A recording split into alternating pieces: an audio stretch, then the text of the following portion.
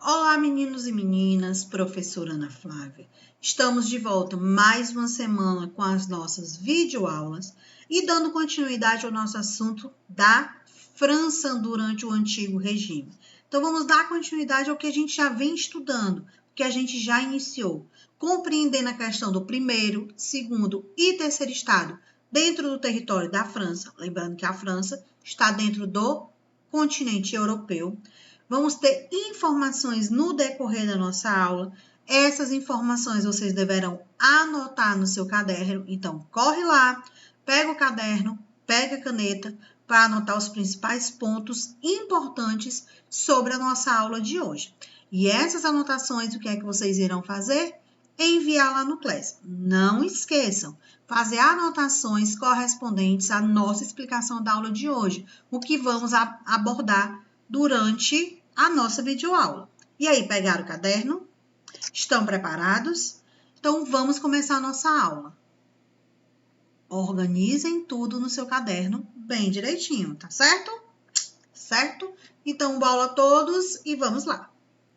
Começando o nosso assunto, calma, meu povo, que eu sei que já tem gente aí, ó, correndo para anotar tudo. Não é tudo, então tenha calma, eu vou informar vocês quais são os principais pontos, o que vocês têm que ter como ponto importante no seu caderno, para o seu conhecimento, para o seu aprimoramento do nosso assunto. Qual é o nosso assunto? A França no Antigo Regime. Então, vamos primeiro observar o que tem na sua tela. Fala o seguinte, ó. O Antigo Regime, em qual país? Lá na França, é a denominação de um sistema político e social anterior à Revolução Francesa. O que isso significa como informação para vocês? Que esse Antigo Regime, ele estava dentro do território da França antes de ocorrer a Revolução, antes de ocorrer o conflito, antes de ocorrer as manifestações dentro do próprio território francês. Então, Antigo Regime, dois sistemas relacionados a ele, o sistema político e o sistema social. Durante o Antigo Regime, a sociedade francesa era constituída de diferentes estados. Eram 3 estados que a gente já viu em aula anterior: clero, nobreza e burguesia, que eram aqueles que tinham maior poder, eram aqueles que tinham as maiores riquezas, eram aqueles que tinham a maior denominação de benefícios dentro da França. E os camponeses era a grande maioria, 80% correspondente do território, mas eles não tinham benefícios, pelo contrário, eles de uma certa forma eram o quê? Explorados, eram obrigados a pagar os impostos. No degrau mais alto estava o rei, que governava segundo a teoria direito divino, no qual afirmava que o poder do soberano era concebido por Deus. Então, juntando nobreza, clero e burguesia, quem ficava no topo? A nobreza. Por quê? Porque era o rei, era o que tinha poder. O termo foi aplicado depois da Revolução para diferenciar os tipos de governo. Então, nesse ponto aqui da nossa aula, o que é que vocês vão anotar? Observe, preste atenção. Primeiro ponto, aí você pode colocar como? Só observações, observação 1, observação 2, observação 3, ou através de setas, fica a seu critério, contanto que esteja organizado no seu caderno. Então, a nossa primeira informação. O Antigo Regime apresentava 2 sistemas, o político e o social. O Antigo Regime apresentava os 2 sistemas, político e social. Segunda informação, a sociedade francesa era constituída por clero, nobreza e burguesia. A sociedade francesa era constituída por clero, nobreza e burguesia. Terceira informação, quem tinha o maior poder no Antigo Regime era a nobreza, ou seja, os reis. Quem tinha o maior poder no Antigo Regime era a nobreza, ou seja, os reis. E continuando, as características política e econômica que fizeram parte desse antigo regime, ou seja, antes da Revolução Francesa. Então, vamos começar pela questão política. Nós temos, ela era caracterizada pelo abolicionismo, onde constituía, ou seja, consistia na concentração da autoridade política sobre o rei. O que isso quer dizer? Que o político, aquele que determinava, aquele que dava ordem, aquele que cobrava, que exigia que todos estivessem lhe respeitando, cumprindo suas regras, fazendo tudo o que ele determinava, era o rei. Então, no antigo regime, a autoridade maior, o político maior, era quem? A monarquia, a nobreza, o rei. Onde ele tinha a teoria do direito divino, desenvolvida pelo filósofo Jean Bold. O que era esse direito divino? Que eles acreditavam e mostrava, colocava para a situação, para a sociedade, a seguinte situação. Que o rei, ele tinha aquele poder porque era Deus que estava dando a ele. Então, a autoridade maior era ele, de acordo com o filósofo Jean Bold, que desenvolveu essa teoria. O rei se tornava a maior autoridade porque ele tinha o poder divino. Existia uma assembleia que reunia os 3 estados, mas só podia ser convocado quando o rei decidisse. Então, essa assembleia só podia ter as reuniões, só podia debater, falar sobre as situações, procurar soluções, se o rei convocasse a assembleia. Caso contrário, ninguém poderia mencionar nada. O último rei a governar a França foi Luís XIV, isso com relação ao antigo regime, antes da Revolução. Na dinastia Bourbon, que morreu na guilhotina. Professor, o que é guilhotina? Forcado, esquartejado, por ações cometidas que o povo não concordava. Ele foi condenado pela sociedade, vamos dizer assim. A questão econômica, nós temos que ponto? Vigorava o mercantilismo, aí você lembra das expansões marítimas, troca de comercialização de mercadorias, feiras ao ar livre que duravam até 45 dias, ficavam durante um tempo em várias cidades, ficavam se deslocando dentro do território europeu, dentro do continente, onde o conjunto de normas econômicas estava associado ao Estado, onde ele organizava e intervia na economia. Segundo as ideias mercantilistas, a riqueza de um país estava baseada no monopólio, na acumulação de metais e na regularização da economia do Estado. Com base aqui no antigo regime, o que é que vocês vão anotar? Coloquem aí. Política e as características sobre a política. Vamos lá. Concentração do poder estava na mão do rei. Concentração do poder estava na mão do rei.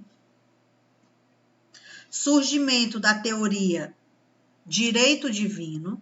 Surgimento da teoria direito divino. Existência de uma assembleia. Existência de uma assembleia que só poderia acontecer mediante a convocação do rei. Existência de uma assembleia que só poderia acontecer mediante a convocação do rei. Economia. O Estado que organizava, economia. O Estado que organizava e desenvolvia o processo econômico. O Estado que organizava e desenvolvia o processo econômico. Agora nós temos a questão da sociedade. Já vimos as características do antigo regime, da política, da economia e agora vamos observar da sociedade. Então temos o seguinte: a sociedade do antigo regime se dividia entre clero, nobreza, burguesia e camponeses. O clero e a nobreza eram livres, eles não precisavam pagar o quê? Os impostos. que recaía sobre os burgueses e sobre os camponeses. Por sua parte, o rei governava sob o controle da teoria do direito divino, porque ele alegava que ele era a autoridade escolhida por Deus, centralizando as decisões do executivo, legislativo e judiciário, que era a convocação da Assembleia. Para isto, ele era apoiado pela Igreja Católica. Então, antes de vocês anotarem as informações, vamos aqui compreender. Vou fazer aqui a pirâmide, que aí depois, dela concluída, vocês vão também desenhar no seu caderno a divisão das classes sociais, desigualdades sociais, classes sociais, primeiro estado, segundo estado e terceiro estado. Então, vou colocar aqui. Primeiro estado é o topo, é o que tem mais poder. Segundo estado, intermediário. E o terceiro estado é a classe opressora, a classe explorada. Quem faz parte de cada um? Bora lá. Primeiro estado, clero e nobreza, que é a monarquia, que é o rei, e o clero, a Igreja Católica. Segundo estado, burguesia. Ricos, mas não são nobres, não têm o sangue azul, como eles costumavam dizer, e nem eram pertencentes da igreja, mas tinham dinheiro, tinham grandes riquezas, grandes fortunas. E o terceiro estado, os camponeses. Então, essa é a nossa divisão em primeiro, segundo e terceiro estado. A gente viu aqui no segundo ponto que o clero e a nobreza, eles eram livres. Então, isso significa que tanto a igreja, como a monarquia, como o reino, eles não pagavam o quê? Eles não pagavam os impostos, eles eram livres desse imposto. E quem pagava? Nós tínhamos 80% da população do território da França composto por camponeses. Então, esses 80% pagavam os impostos e tinham os burgueses. Todos os burgueses não, tinham aqueles que eram beneficiados, aqueles que eram aliados à igreja, que eram aliados ao rei, à monarquia. Então, aqueles que não eram, aqueles que tinham menos dinheiro do que o outro, eles também pagavam. Então, eram os burgueses, vamos dizer assim, menos... Deixa eu botar aqui. Os burgueses menos ricos, vamos colocar nessa situação. Para vocês compreenderem o que eu quero falar, pegando a nossa classe social de hoje, é como se fosse a classe média baixa. Ou seja, nem é rico e nem é pobre, tá ali, ó, intermediário. E quando a gente fala das decisões centralizadas sobre os três poderes, o executivo, o legislativo e o judiciário, entra aquele ponto que vimos no slide anterior, onde fala que a convocação da Assembleia, ela só pode acontecer mediante a ordem, a decisão do rei. Se ele não autorizar, se ele não solicitar, eles não podem se reunir, não podem tomar decisões. E a Igreja Católica, que é o clero, dentro dessa representatividade, a Igreja Católica, que é o clero, ela estava sempre do lado de quem? Da nobreza, da monarquia, era aliada. Então, eles andavam juntos em pensamentos. A igreja acabava sendo conselheiro do rei, onde ela tinha poder sobre os camponeses. Já que os camponeses não sabiam ler e nem sabiam escrever, não tinham o estudo, eles acreditavam no que a igreja lhe falava. Então, muitas vezes, a igreja acabava enganando o povo para ter sempre os benefícios, ganhar um pouco, vamos dizer assim, dos impostos que eram pagos, onde a nobreza acabava sendo seu aliado. Então, daqui da sociedade, o que é que vocês vão anotar? Olha que nós temos bastante informação. Primeira coisa que vocês vão anotar, deixa eu até alterar aqui a cor para vocês. Vocês vão, ó, desenhar a pirâmide, dividir nos 3 estados e colocar as classes correspondentes. Primeiro estado, clero e nobreza. Segundo, burgueses. E terceiro, camponeses. Depois, vocês vão anotar o segundo ponto, com todas as informações que estão em destaque para vocês. Por exemplo, nos camponeses vocês vão colocar 80%, e onde tem os burgueses vocês vão colocar menos ricos. Vão anotar a informação do segundo ponto. Lá no terceiro ponto, que vocês vão colocar como informação no seu caderno, que a Assembleia, ela era constituída pelos 3 poderes: executivo, legislativo e judiciário. E sobre a sociedade, vocês vão anotar o último ponto, onde fala que a Igreja Católica, ela apoiava quem? A monarquia, o rei. Então, são essas as informações desse slide que vocês deverão anotar no caderno. Não deixe passar nenhuma informação. A pirâmide, o segundo ponto, colocando as informações de destaque de verde: camponeses 80%, burgueses os menos ricos que pagavam os impostos.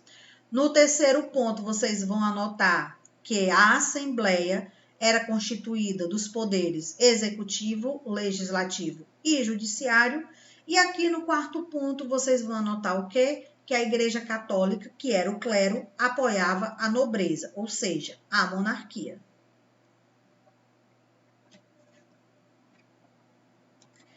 A partir desse momento, nós temos uma informação com relação ao antigo regime, que é o iluminismo.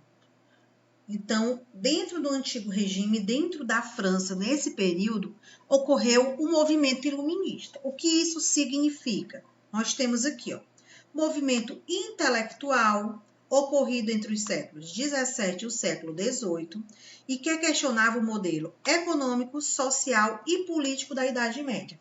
Então, eu posso falar para vocês que o iluminismo estava associado ao movimento intelectual, literário, artístico, cultural? Sim, onde o seu principal objetivo era o quê? Criticar a economia, criticar a questão social, as desigualdades sociais e criticar a política, a centralização, ou seja, o poder está na mão do rei. Então, ele tinha esse questionamento, eles não concordavam, claro que não eram todos, eram aqueles que estavam envolvidos nesse movimento, eles não concordavam com os impostos serem pagos só pelos camponeses, os camponeses serem explorados, eles não concordavam com a igreja, o clero, ter poder de política, não concordavam com a monarquia, com o rei, explorando os camponeses para beneficiar as suas riquezas. Quando eu digo beneficiar, é a questão de pagar esses impostos e com esse dinheiro a monarquia, a nobreza, comprar vestidos de seda, vestidos com fios de ouro, sapatos, bancar festas, boa alimentação. Eles não concordavam. Então, essa era a crítica com relação ao movimento do iluminismo. Para eles, nada de bom aconteceu nessa época. E os iluministas classificam como Idade das Trevas, apoiando em uma nova visão a respeito de Deus, da razão, da natureza e da humanidade. O iluminismo teve um significado sobre o pensamento revolucionário, porque a gente viu até anteriormente, no slide anterior, que tinha a teoria divina, onde colocava a seguinte situação para a sociedade, que o rei, ele tinha aquele poder, ele era soberano, porque era Deus que estava dando aquele poder, ele tinha sido escolhido por Deus. E aqui no iluminismo eles criticaram essa ação, então levou as pessoas a pensarem se realmente era uma determinação de Deus, se realmente Deus estava fazendo parte dessa ação, ou se a Igreja Católica estava colocando junto com a monarquia aquilo na cabeça das pessoas para se beneficiar, explorar o povo, explorar o território. Os iluministas defendiam que os objetivos da humanidade são o conhecimento, a liberdade e a felicidade. Além disso, queriam um governo onde os poderes, quais eram os poderes? Executivo, legislativo e judiciário, estivessem divididos e o papel do soberano fosse limitado. Isso quer dizer o quê? Que tanto o executivo, o legislativo e o judiciário, cada um exercesse os seus cargos. Dessa parte aqui, o que vocês vão anotar como um ponto importante para o nosso conhecimento. Vai colocar o título, o Iluminismo, continuando dentro das nossas informações, o título Iluminismo, e aí vamos para as observações desse ponto.